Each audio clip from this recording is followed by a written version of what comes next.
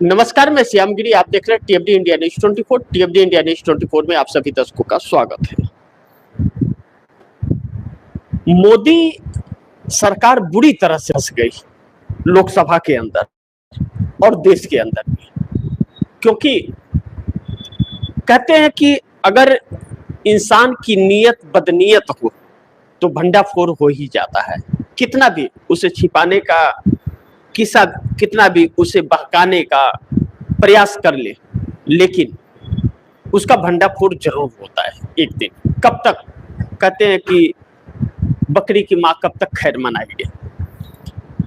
अब जिस नारी बंधन बिल पर चर्चा हो रहा है, महिला आरक्षण पर, उसी महिला आरक्षण को रातों रात लागू कर दिया। सोचिए,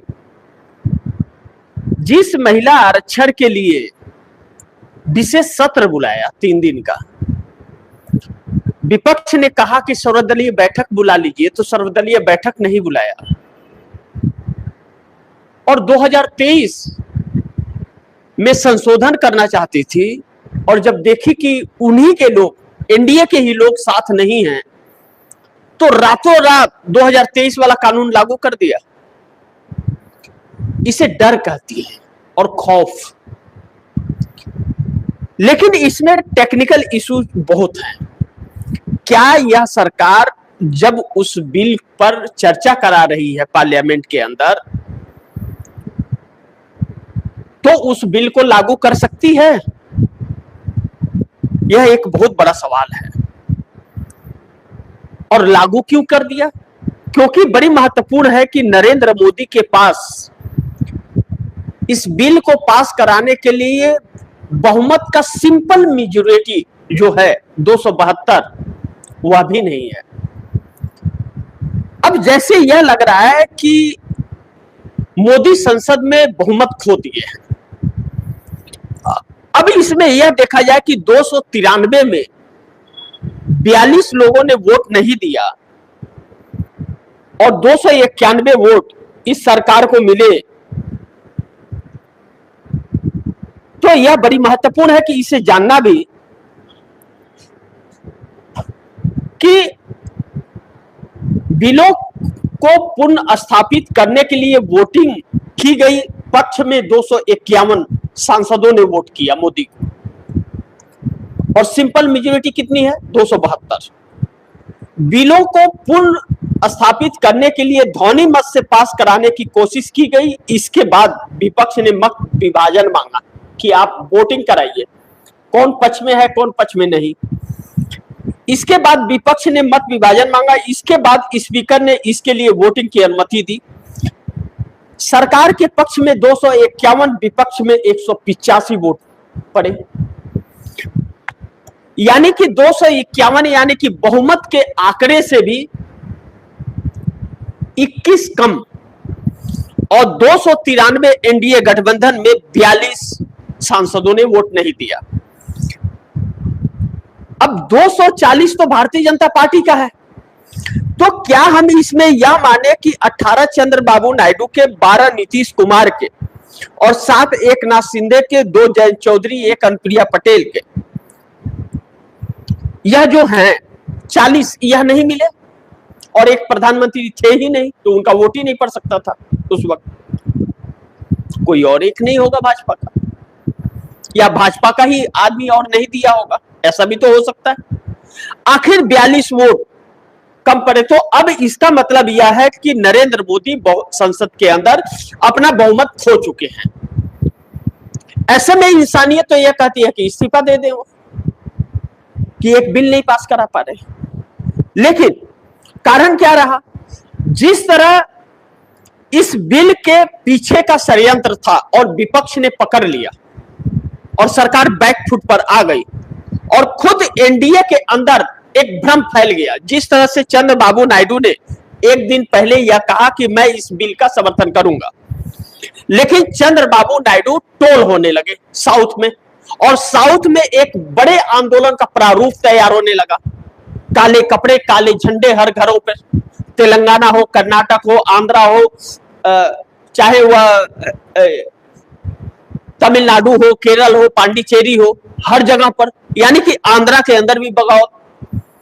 ऐसे में चंद्रबाबू नायडू तो कहीं ऐसा नहीं कि 18 सांसदों का वोट उन्होंने नहीं दिया, ऐसा हो सकता है, क्योंकि उनका तो बगावत हो रहा है। तो अब 42 जो नहीं दिए वोट, यह संदेह के घेरे में है कि आखिर यह 42 कौन है। क्या हम यह माने कि नीतीश नायडू इंडिया के साथ खड़े हो गए हैं? अब ऐसे में 293 में 42 सांसद नहीं दिए वोट, तो मोदी सरकार संकट में आ गई पार्लियामेंट के अंदर। अब हंगामा हुआ, चर्चा में भी सरकार के पास बोलने के लिए कुछ नहीं था। नोटिफिकेशन जो इस बिल का निकला, नोटिफिकेशन में कुछ और है और गृह मंत्री और प्रधानमंत्री बोल कुछ और रहे हैं। मैं नोटिफिकेशन की बात अगर आप दर्शकों को कहूं कि नोटिफिकेशन में जो दिया गया वो बड़ी महत्वपूर्ण है। नोटिफिकेशन के अंदर यह कहा गया, गृह मंत्री और सरकार के मंत्रियों ने कहा है कि लोकसभा में 50% सीटें बढ़ेंगी और यह समानुपातिक तौर पर सभी राज्यों के लिए लागू होगा। लेकिन यह बात इस विधेयक में शामिल नहीं है। इस बिल में के आने से दक्षिण भारत के राज्यों, उत्तर पश्चिम भारत और पूर्वोत्तर के राज्यों में समानुपात घटेगा। आगे, इस बिल के आने से दक्षिण भारत के राज्यों, उत्तर पश्चिम भारत और पूर्वोत्तर के राज्यों का समानुपात घटेगा। बार बार समानुपात की बात की जा रही है, लेकिन वो परिसीमन और प्रावधानों में कहीं दिख नहीं रहा है। सरकार कह रही है कि हम 50% सबको देंगे, लेकिन उसमें लिखा हुआ नहीं है उस विधेयक में कि 50% हम देने के लिए बाध्य है, बिल्कुल नहीं। और जो सरकार लागू कर देगी उसे आप सुप्रीम कोर्ट या किसी भी कोर्ट में जाकर के चुनौती नहीं दे सकते। परिसीमन कमीशन की बात भी कही गई है। हालांकि इस कमीशन ने जम्मू कश्मीर और असम में जैसा काम किया, उससे साफ है कि परिसीमन कमीशन बीजेपी के लिए काम करता है। अब ऐसे में यह सरकार बुरी तरह से फंस गई। अब लोकसभा के परिसीमन का विरोध इंडिया गठबंधन ने किया। लोकसभा नारी शक्ति बंधन अधिनियम में संशोधन के मुद्दे पर संसद की विशेष बैठक में सत्ता पक्ष और विपक्ष में टकराव तय है। इंडिया गठबंधन ने महिला आरक्षण को फौरन लागू करने का समर्थन करते हुए परिसीमन विधेयक का विरोध करने का निर्णय लिया है। विपक्षी दलों ने कहा कि सरकार परिसीमन के नाम पर चालें चल रही है। कांग्रेस अध्यक्ष मल्लिकार्जुन खड़गे की अध्यक्षता में बुधवार को उनके सरकारी आवास पर इंडिया गठबंधन के नेताओं की बैठक हुई। बैठक में तृणमूल कांग्रेस और आम आदमी पार्टी सहित 19 पार्टियों के नेता उसमें शामिल हुए। एकजुटता बनाई गई। विपक्ष ने यह कहा कि 2023 के बिल को उसी वक्त हमने कहा था कि आप इसे 24 में ही लागू कर दीजिए, 2024 का लोकसभा चुनाव में आप लागू कीजिए, लेकिन आपने लागू नहीं किया। जो 543 लोकसभा की सीटें हैं, 543 लोकसभा की सीटों में आप 33% आरक्षण दे दीजिए महिलाओं को, 35% दे दीजिए आप। लेकिन बगैर जनगणना किए हुए और बगैर परिसीमन, बगैर जाति जनगणना का आप सीटों का बंटवारा करेंगे कि आप 33% भी देते हैं, तो वह 33% आप तब दे पाएंगे जब जनगणना करेंगे, जब आप परिसीमन करेंगे, आप जाति जनगणना करेंगे। ऐसे कैसे आप दे देंगे? तो अब यह सरकार फंस गई। जब फंस गई तो सरकार यह देख ली कि इन्हीं के लोग इनके साथ नहीं है। ममता बनर्जी ने कल बयान दे दिया कि तृणमूल कांग्रेस के सभी सांसद कल जाकर के संसद में वोटिंग करेंगे इंडिया गठबंधन के पक्ष में, और वह इंडिया गठबंधन के साथ थे भी। चूंकि चुनाव प्रचार चल रहा है तो लोग प्रचार में लगे हुए थे। तो इस सरकार ने जब बहुमत खोता हुआ देख लिया कि अब सरकार के पास बहुमत ही नहीं है, तो ऐसे में जब एनडीए गठबंधन के 293 सांसदों में 42 ने वोट नहीं दिया है, तो वह 42 कौन है, यह भी एक सवाल है। इसमें यह तो नहीं पता चला कि कौन है वह, लेकिन यह तो मान लीजिए कि भारतीय जनता पार्टी के 240 तो दिए ही होंगे, लेकिन उसके ऊपर वाले नहीं दिए क्या? अब टोटल 53 सांसद हैं एनडीए गठबंधन के घटक दलों के, भाजपा के अलावा, तो 53 है तो 42 ने नहीं दिया, यानी कि 11 ने दिया, 42 ने नहीं दिया, तो 2 में तो चंद्रबाबू नायडू भी आ जाते हैं, नीतीश कुमार भी आ जाते हैं। या नीतीश कुमार को हम छोड़ दें कि नीतीश कुमार भाजपा के साथ हैं, इसका मतलब चंद्रबाबू नायडू, नीतीश कुमार के अलावा बाकी सब ने वोट नहीं किया इनको।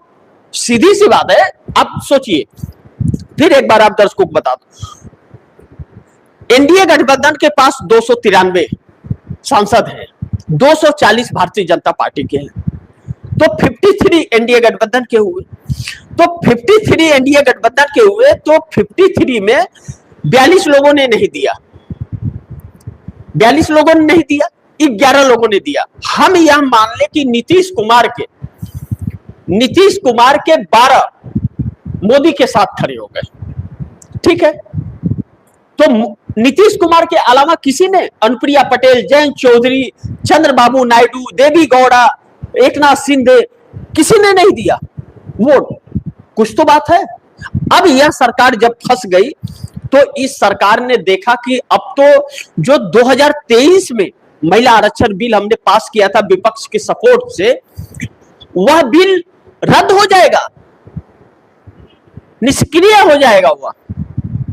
तो ऐसे में रातों रात इस सरकार ने नोटिफिकेशन जारी कर दी। कमाल है भाई, एक तरफ आप चर्चा करा रहे हो, एक तरफ नोटिफिकेशन चालू कर दिए। तो नोटिफिकेशन आपने कैसे कर दिया? आपने उस वक्त कहा था यह बिल लागू होगा जाति जनगणना और उसके परिसीमन के बाद लागू होगा। तो बगैर परिसीमन के वह आप कैसे, किसको दोगे आप 33%? कैसे बंटवारा करोगे कि कौन सवर्ण के लिए होगा, ओबीसी के लिए, एससी एसटी के लिए, आदिवासी के लिए? कैसे आप करोगे बगैर जाति जनगणना का और बगैर गणना का? आप कैसे करोगे? आरएसएस वाले और भाजपा वाले को दोगे क्या? ऐसे लोगों को दोगे, या जो अपने को बहुत बड़ा महिला कह करके आकर टीवी चैनलों में 5,000 रुपया लेकर के बैठ जाती है? टीवी चैनलों में तो डिबेट में पैसे दे करके लोग बुलाते हैं। सरकार की तरफ से जो जाता है, पार्टियों की तरफ से जो जाता है, वो उसको नहीं मिलता, लेकिन बाकी लोग जो डिबेट में जाते हैं उनको तो पैसे मिलते हैं ना, कि पक्ष में बोलना है आपको, विपक्ष में बोलना है। यह तो पूरा प्लानिंग से टीवी चैनलों में चलता है, नहीं चलता है क्या? तो उन लोगों को दोगे क्या आप? या जो आपको सपोर्ट करते हैं उनको दोगे आप, बाकी को छोड़ दोगे आप? तो कुछ तो इसमें भी साजिश। और मोदी सरकार और फंस गई। कहते हैं कि दुविधा में दोनों गए, रहीमन मिले न राम, न रामी मिले न रहीमन, बीच में लटक करके रह गए। हकीकत यह है कि नरेंद्र मोदी इस वक्त बहुत बुरी तरह से फंस गए हैं। इन चीजों को अब दर्शकों को थोड़ा बहुत अच्छी तरह से समझना जरूरी है कि 19 पार्टियों की जो बैठक हुई थी इंडिया गठबंधन की, उसमें आम आदमी पार्टी भी शामिल हुई थी। उसमें कहा गया कि सरकार परिसीमन विधेयक 2026 भी पेश करेगी और 2002 के डिलिमिटेशन एक्ट को निरस्त कर उसकी जगह लेगा। प्रस्तावित कानून के अनुसार केंद्र सरकार राजपत्र अधिसूचना के जरिए एक नए परिसीमन आयोग का गठन करेगी। इस आयोग के अध्यक्ष सुप्रीम कोर्ट के वर्तमान या पूर्व न्यायाधीश होंगे। तो सुप्रीम कोर्ट के न्यायाधीश किसके साथ हैं? पवन खेड़ा ने हेमंत बिश्व शर्मा के पत्नी को लेकर के चुनाव के वक्त यह कहा कि उनके 3 पासपोर्ट विदेश में संपत्ति है। तो उल्टा पुलिस पवन खेड़ा के घर पे छापे मार दी। क्या हेमंत बिश्व शर्मा के पत्नी से जाकर के ईडी ने पूछा या प्रशासन ने पूछा कि आपके पास 3 पासपोर्ट कहां से हैं या नहीं है? जाकर के वहां चेक किया?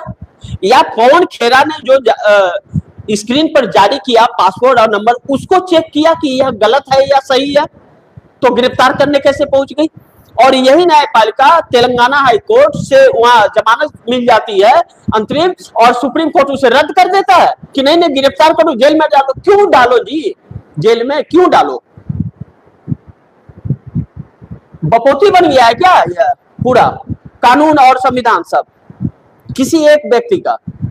उसकी जांच की क्या प्रशासन ने कि हेमंत बिश्व शर्मा की पत्नी गलत है या सही है? गलत आरोप लगाया। तो प्रधानमंत्री नरेंद्र मोदी जो आरोप लगाते हैं, गृह मंत्री अमित शाह जो आरोप लगाते हैं, वह क्या है? गृह मंत्री कहते हैं कि घुसपैठिए हैं करोड़ों लोग, उनके नाम काटने चाहिए। तो क्या उन लोगों की जांच की कि वह लोग घुसपैठिए हैं? अगर घुसपैठिए हैं तो गृह मंत्री कर क्या रहा था? उन लोगों को उठा करके देश से बाहर किया क्या? क्यों नहीं किया? तो यह किसके लोग हैं, किसके लिए काम कर रहे हैं? किसी एक व्यक्ति के लिए? या हम इस बात को मान ले कि इस देश में राजनीति लोकतंत्र संविधान नहीं है, एक अली बाबा है और 40 चोर मिल करके एक साथ उसकी सुरक्षा कर रहे हैं, यह बात हम माने? आगे कहते हैं कि परिसीमन आयोग का गठन करेगी। इस आयोग के अध्यक्ष सुप्रीम कोर्ट के वर्तमान या पूर्व न्यायाधीश होंगे। मुख्य चुनाव आयुक्त या उसके द्वारा नामित चुनाव आयुक्त सदस्य होगा। अब इसमें चुनाव आयोग भी रहेगा परिसीमन में। तो चुनाव आयोग रहेगा तो यह चुनाव आयोग तो वोटरों के नाम करोड़ों लोगों के काट देता है। जहां विपक्ष के वोट है वह काट देता है 1-1 करोड़, 90-90 लाख, 34 लाख, 65 लाख वोट उत्तर प्रदेश में कटे हैं ना जी, 2 करोड़ से 3 करोड़। बिहार में 65 लाख कटे हैं ना, पश्चिम बंगाल में 94 लाख कटे हैं ना, 91 लाख बाकी के जगहों पर कटे हैं ना, करोड़ों वोट कट गए। क्या वह इस देश के नागरिक नहीं है? साबित कर सकता है सुप्रीम कोर्ट या चुनाव आयोग की नागरिक नहीं है? अगर वह नागरिक नहीं है तो क्या गृह मंत्री अमित शाह और प्रधानमंत्री नरेंद्र मोदी और जो चुनाव आयोग ज्ञानेश कुमार बैठा हुआ इस देश का नागरिक है साबित करेगा कि वह नागरिक है या नहीं है? उनके पिता जो थे, उनके पिता के पिता क्या इस देश के नागरिक थे? साबित कर सकता है क्या? लोगों से जो घरों में पैदा होते थे पहले, जो हॉस्पिटल कहीं दूर दूर तक नजर नहीं आते थे, दाई बच्चों को पैदा करती थी, उस वक्त क्या बर्थ सर्टिफिकेट मिलता था? अब नरेंद्र मोदी के जैसा तो अकस्मात यूनिवर्सिटी गिरा नहीं है किसी के लिए पढ़ाने के लिए। तो यह सरकार जो एक षड्यंत्र और प्रपंच रच करके आम जनता को गुमराह करने के लिए और इनके साथ जो मिलकर के गुमराह कर रहे हैं, इस देश को एक ऐसे जगह पर ला करके खड़े कर दिए। आप दर्शकों को एक बात रिपोर्ट में बताऊंगा, 1 मिनट अभी बता रहा हूं आपको, इसको पूरा कर दो कि मुख्य चुनाव आयुक्त और उसके द्वारा नामित चुनाव आयुक्त सदस्य होंगे। संबंधित राज्यों के राज्य चुनाव आयुक्त भी सदस्य होंगे। हर राज्य में आयोग की सहायता के लिए 10 सदस्य नामित किए जाएंगे, जिनमें 5 सांसद एवं 5 विधायक होंगे। सब कुछ इन्हीं के लोग होंगे। अब एक रिपोर्ट आई है IMF की, आप दर्शकों को बड़ी चौंकाने वाली है। IMF की रिपोर्ट कहती है कि इंडिया इकोनॉमी 2025 IMF रैंकिंग में पिछड़ा भारत, इस देश से हुआ पीछे, जाने अब किस नंबर पर पहुंचा भारत। इसमें भारत 2025 में दुनिया की 6ठी सबसे बड़ी अर्थव्यवस्था बन गया है। कौन सा? 6ठी, तीसरी अर्थव्यवस्था बनाने वाले थे, कह रहे थे ना कि तीसरी अर्थव्यवस्था 2026 में बन जाएगी। 2026 में 6ठे पे आ गई। यह दिन भी देखना बाकी था। चौथी पर थे तो तीसरी बता रहे थे, तो वर्ल्ड बैंक को प्रेस कॉन्फ्रेंस करना पड़ा कि हमने तो नहीं कहा चौथी पे। तो फिर उसके बाद में आ गए अब 6ठी पे। तो